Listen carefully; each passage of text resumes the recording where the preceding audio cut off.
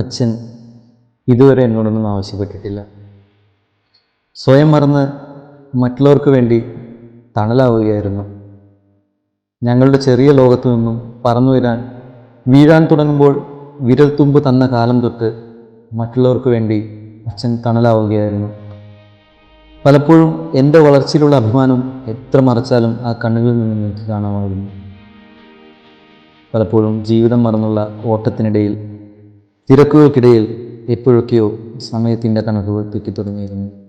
പക്ഷേ ഇന്ന് ഈ ദിവസം ഋതുക്കൾ മാറിയതുപോലും അറിയാതെ ഒരു മഹാമരം പോലെ ഒരു ആയുസ് മുഴുവൻ തണലായി നിന്ന എൻ്റെ ജീവിത സ്വപ്നങ്ങൾക്ക് നിറങ്ങളും ചിറകുകളും നൽകിയ എൻ്റെ അച്ഛന് ആ വിലപ്പെട്ട സമയമല്ലാതെ മറ്റെന്താണ് ഞാൻ പകരം നൽകുക?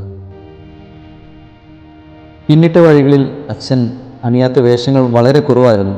10 മാസം എന്നെ ചുമന്ന എൻ്റെ അമ്മയും എന്നെയും ഒരുപോലെ ജീവിതകാലം മുഴുവൻ നെഞ്ചിൽ ചുമക്കുന്ന ഇതുപോലെ ഒരു അച്ഛൻ, ഒരു നിമിഷം നിങ്ങളൊന്ന് തിരിഞ്ഞു നോക്കിയാൽ നിങ്ങൾക്കും കാണാം എന്നും എപ്പോഴും എന്നെ നെഞ്ചോട് ചേർത്ത് പിടിച്ച എൻ്റെ പ്രിയപ്പെട്ട അച്ഛൻ.